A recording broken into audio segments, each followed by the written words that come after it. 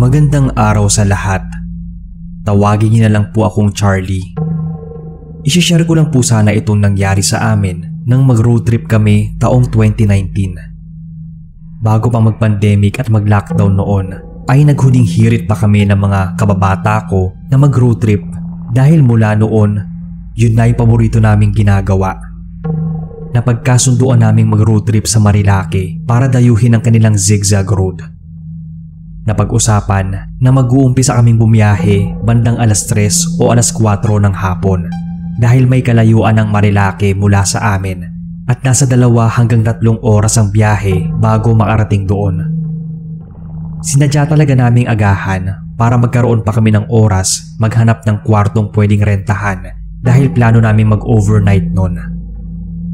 Bago ang napagkasundo ang araw ng aming road trip ay pinacheck ko muna yung motor para masigurado yung kondisyon nito sa mahabang biyahe.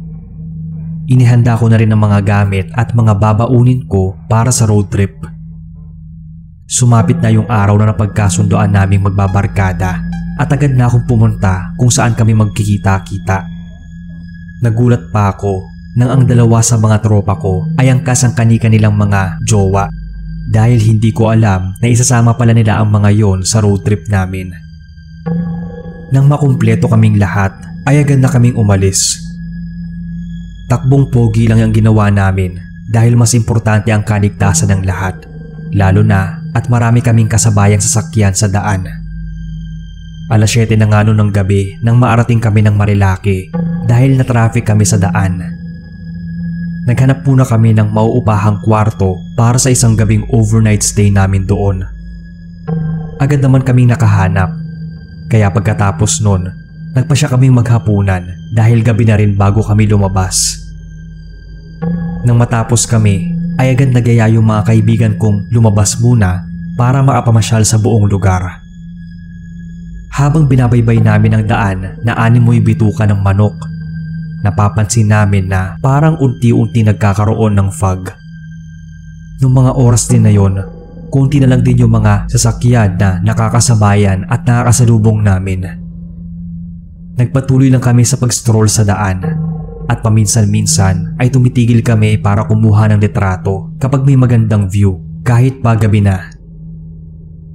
Ilang sandali pa, napansin naming mas kumakapal na yung fog sa daan at umabot sa puntong na ang naging guide na lang namin ay yung hazard lights ng aming mga motor.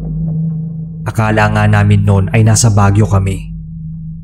Nang tingnan ko ang oras, nasa bandang alas 9 pa lang ng gabi, pero sobrang dalang na ng mga sasakyang dumadaan. Ang ipinagtaka ko lang noon ay kung bakit nagkaroon ng makapal na fog gayong hindi naman malamig ang panahon ng mga oras na yon.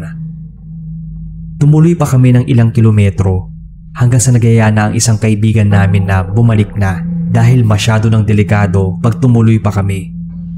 Sobrang kapal na kasi ng hamog na halos hindi na namin makita ang isa't isa lalo at hindi naman namin kabisado ang daan. Meron din namang iilang ilaw na nagbigay liwanag pero hindi yun sapat para makakita kami ng klaro nung mga oras na yon. Kaya sumang-ayon na lang kami na bumalik na. Mabagal lang yung patakbo namin noon dahil balot pa rin ng fog yung buong paligid. Nagdodoble ingat din kami dahil nga hindi diretso ang daan. Convoy kaming 5 at ako ang nasa pinakahuli.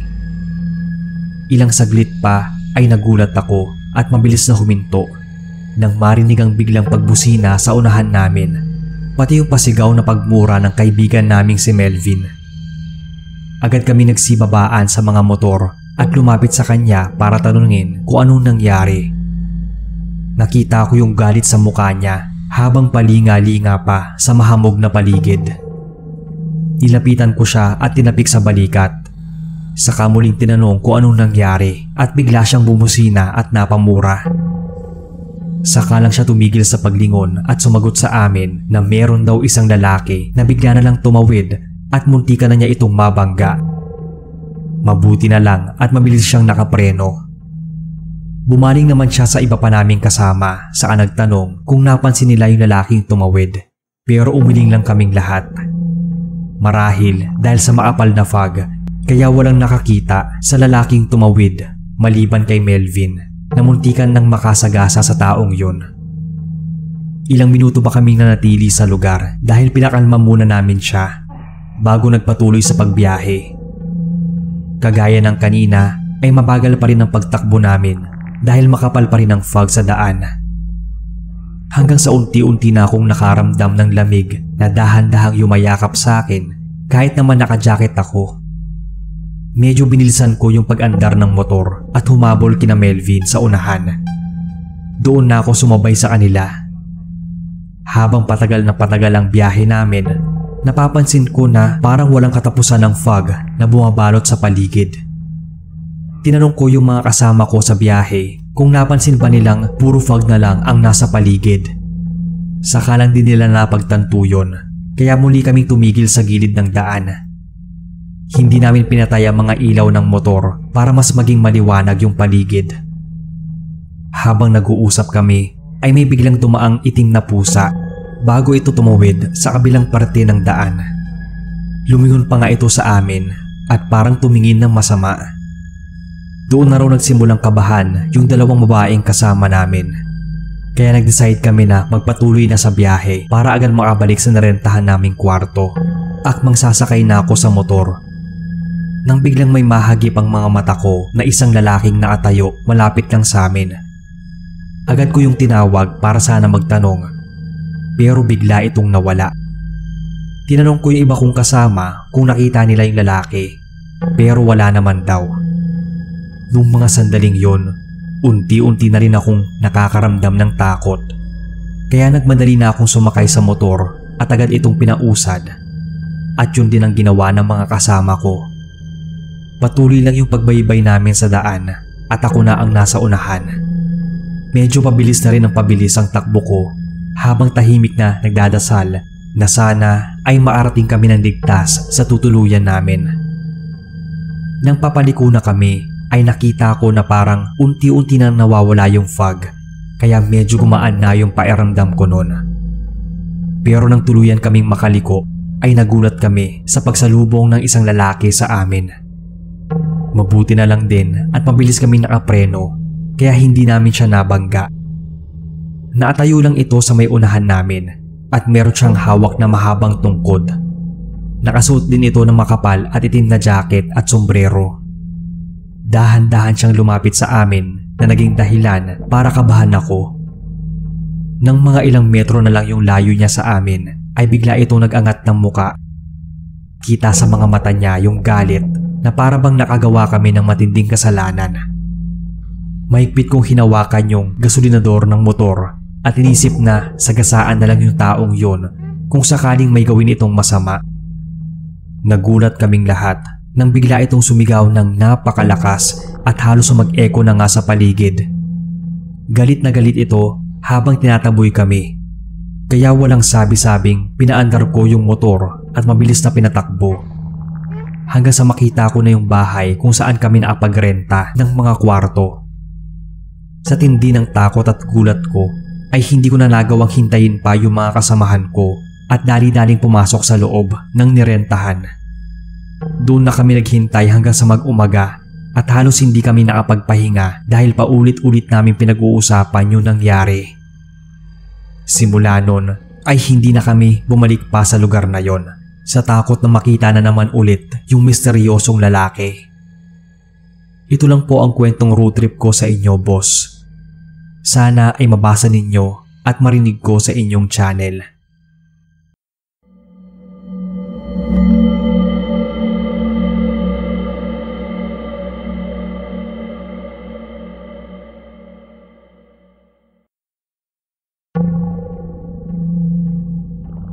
Magandang araw.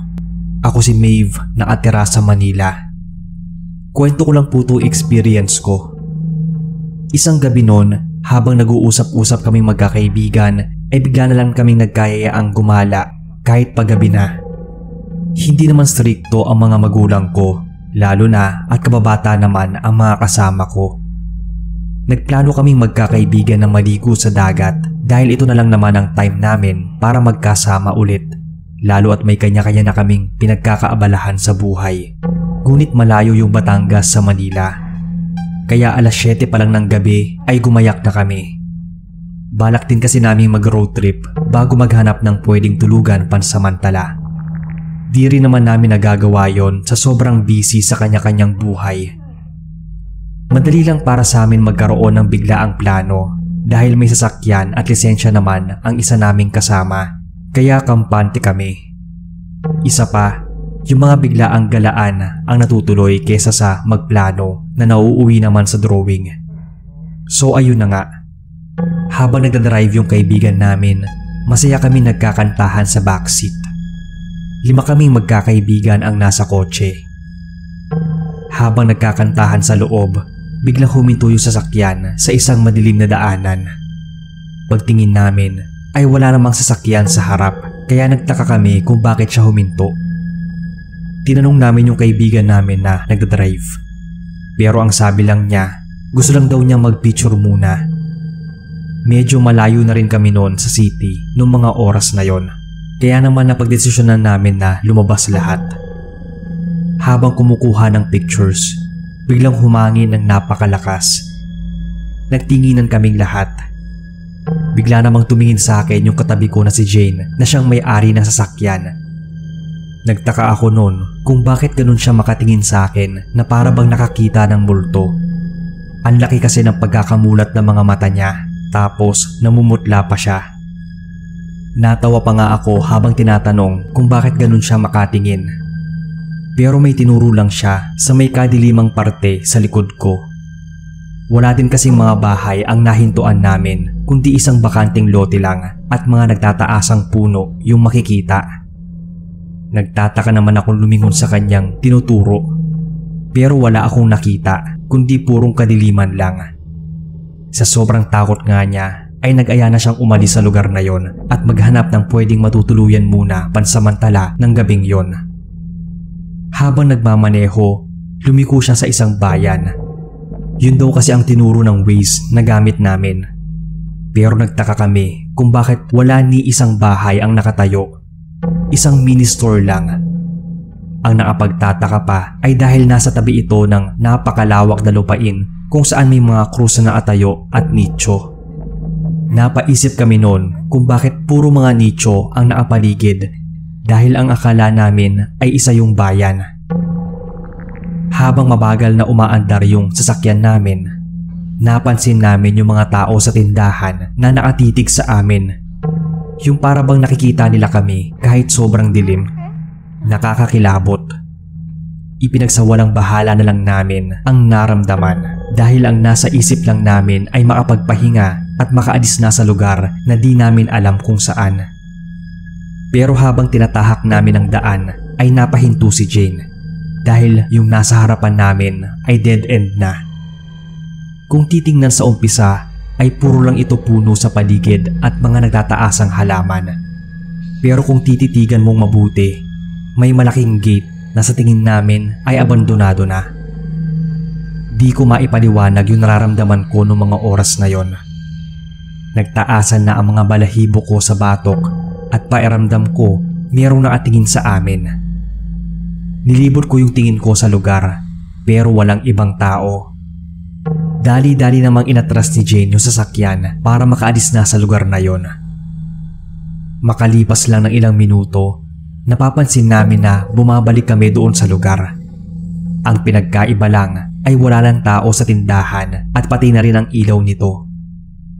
Noong una ay hindi namin pinansin, pero ilang beses na kaming pabalik-balik sa lugar na yon kahit na ibang daan naman yung tinatahak namin na para bang nililigaw kami ng kung sino o anuman. Nang hindi na makatiis ay bumaba kami. Nasaktuhan na may isang matanda na padaan sa amin kaya naisipan namin magtanong. Nakakakilabot ang tingin nito sa amin na para bang kakainin kami ng buhay. Sobrang takot na kami sa puntong yon at di alam ang gagawin. Pero laking pasalamat lang namin na kahit papaano ay sinagot kami ng matanda at binigyan ng babala. Habang papaalis yung bulto nito sa kadiliman ay may nakita kaming naatayo na isang babae na hindi kita ang itsura. Pero ramdam namin na nakatingin ito sa amin. Pagtingin ko kay Jane ay sobrang putla niya at namamawis. Kaya nagtaka ako at naisip na tanungin kung anong problema. Nagulat ako sa sinagot nito sa akin. Dahil yung babaeng nakatayo na nakikita namin ngayon ay siyang babae raw na nakita niya kanina sa likod ko habang nakahinto kami sa isang bakanting lote at nagpapapicture. Dahil sa takot ay mabilis na kaming umalis sa lugar na yon. Pero dahil sa pilit kaming ibinabalik nito ay naisipan naming balik na rin yung damit namin. Ganoon daw kasi ang gawin kapag naliligaw ka. Laking pasalamat namin na makalipas ng ilang minuto ay gumana yung pagbaliktad namin ng damit. May nakita na kaming mga sasakyan sa daan. Pero naiisip pa rin namin kung ano ang gustong ipahiwatig ng babae at kung bakit ganoon ang mga tao sa lugar na napuntahan namin. Dahil sa nangyaring yon ay napagkasundoan naming bumalik na lang at umuwi na. Hindi na ituloy ang plano naming maghanap ng pwedeng matulugan at mag-overnight. Kita pa rin kasi kay Jane ang sobrang takot at pamumutla nito habang nagmamaneho. Ang iba naman sa amin ay sobrang tahimik lang sa likod ng sasakyan at malalim din ang iniisip. Kahit nga ako noon na puno ng takot at hindi ko talaga maisip na mararanasan namin yung magbabarkada. Nang maarating na kami sa amin ay doon lang nailabas ni Jane ang emosyon niya. Naiyak siya na siguro ay matagal niyang pinigilan nung nandoon pa kami sa nakakatakot na lugar papuntang Batangas. Inaloko naman si Jane habang sinusubukang pakalmahin din ang sarili. Samantalang yung iba naman ay nakatulala habang nakaupo. Simula nang mangyari yun sa amin ay hindi na kami umulit pang mag-road trip sa gabi. Lalo na at hindi naman namin talaga kabisado ang pupuntahan. Hanggang dito na lang po ang kwento ko, Sir Bob. Maraming salamat po kung inyong mabasa.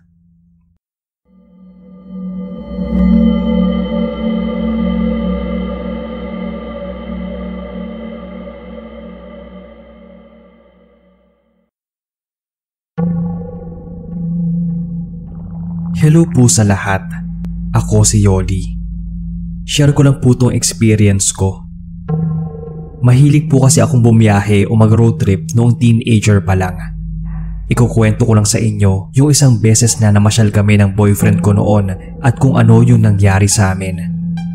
Marahil, marami pa rin sa atin dito ang hindi naniniwala sa mga kwento gaya ng mga engkanto.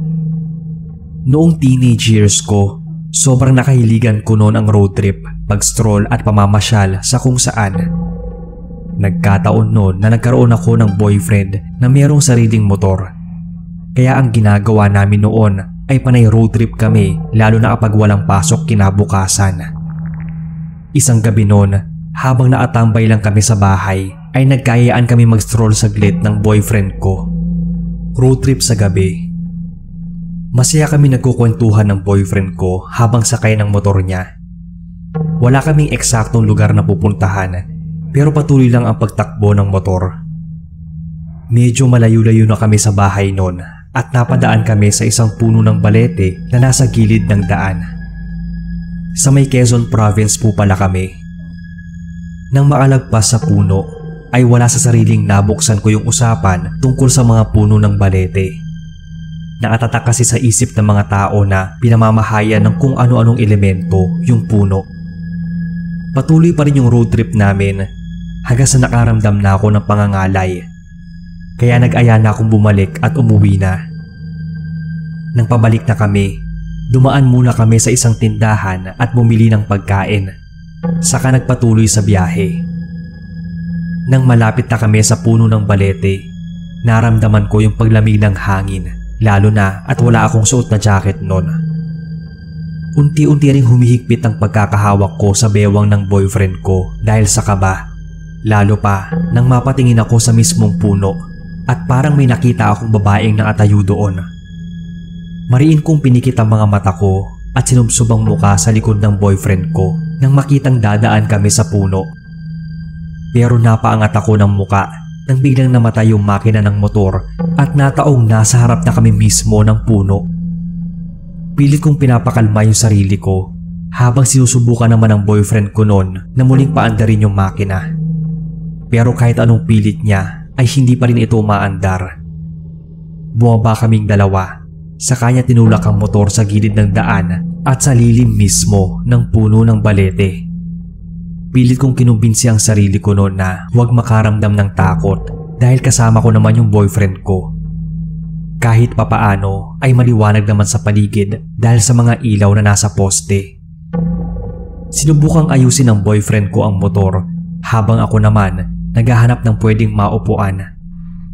Paminsan-minsan napapalinga ako sa paligid dahil pakiramdam ko ay merong naamasid sa amin at panay na rin ang ihip ng malamig na hangin na pakiramdam ko ay nanunuot sa buong kalamnan ko. Ilang minuto na kaming naroon ay hindi pa rin mapaandar ng boyfriend ko ang motor niya, kaya nagsimula na akong mag-alala. Parehas kami nung walang dalang cellphone at lumalalim na ang gabi. Panay din ang tingin ko sa daan para magbaka sakaling may dumaan at makahingi kami ng tulong. Ilang minuto pa ang lumipas ay wala ni isa ang dumaan. Ramdam kong frustrated na yung boyfriend ko dahil hindi pa rin niya mapaandar ang motor, samantalang meron naman yung gas. Nag-decide siyang itulak na lang yung motor para makauwi na kami. Pero bago yon ay nagpaalam muna siyang iihilang saglit. Tumayo ako at lumapit sa motor, saka doon siya hinintay. Nang bigla kong marinig yung pagsigaw niya, kaya napatakbo ako palapit sa puno ng balete. Sumilip ako sa likod nun kung saan nagtungo yung boyfriend ko para umihi daw. Pero hindi ko siya nakita doon. Agad akong nilukob ng kaba nang hindi ko siya makita sa buong paligid. Ilang beses ko rin siyang tinawag pero wala akong sagot na narinig mula sa kanya. Kahit takot na takot ay pinilit ko pa rin umikot sa puno sa pagbabaka sakaling makita ko siya doon. Pero wala. Muli ako nung bumalik sa motor saka pinaandar yung ilaw nun. Nagbusina rin ako para makuha yung atensyon mula sa mga tao. Ilang beses ko pang pinindot-pindot yung busina saka bumalik ulit sa likod ng puno ng balete dahil may narinig ako nung kaluskos. Sa pag-aakalang yun yung boyfriend ko ay walang pagdadalawang isip kong tinungo yung likod na yon. Pero halos hindi ako makagalaw sa kinatatayuan nang makita ang isang nilalang na puro puti ang suot. Mahaba ang kulay puti nitong buhok at sobrang puti rin ang kanyang balat na parang kumikinang pa sa dilim. Bumaling siya sa akin kaya agad akong napaiyak dahil sa takot at kaba. Inabot niya sa akin yung mga kamay niya pero pinakatitigan ko lang yon. Mahaba ang mapuputi niyang daliri at meron din siyang mahabang kuko. Tinitigan ko siyang mabuti at dahil doon nakita ko yung kulay dilaw niyang mga mata na parang nangungusap sa akin. Pinilit kong umiling bilang tugon sa kung ano man ang gusto niyang sabihin. Nang biglang nag-iba yung ekspresyon ng mukha niya. Mula sa malumanay ay napalitan yon ng galit na mas lalong nagpadagdag ng takot at kabang naramdaman ko. Muli niyang inilahad ang mga kamay niya at ilang segundo ko yung tinitigan. Saka binalik yung tingin sa mukha niya at nakita kong mas nadagdagan yung galit niya. Akmang tatanggapin ko na yung nakalahad niyang mga kamay nang biglang inagaw ng boyfriend ko yung mga kamay ko.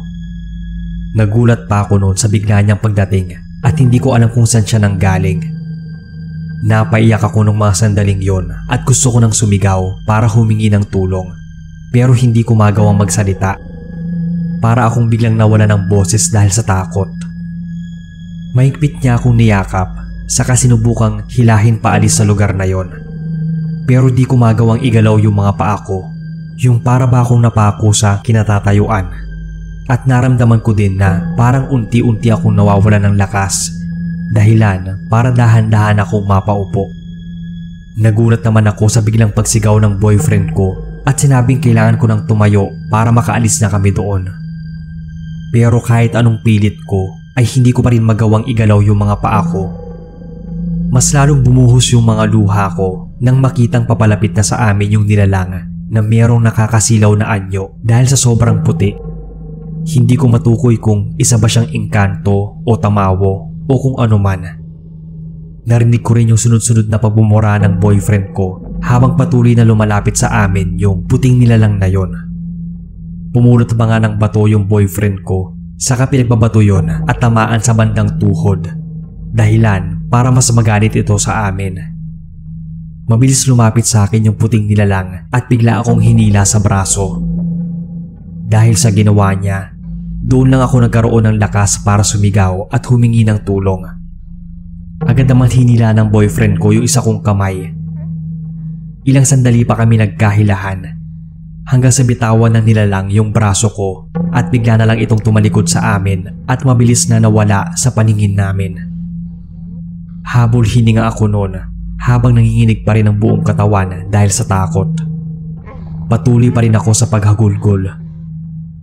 Nakarinig naman kami ng tunog ng motor at tumigil ito sa tapat ng puno.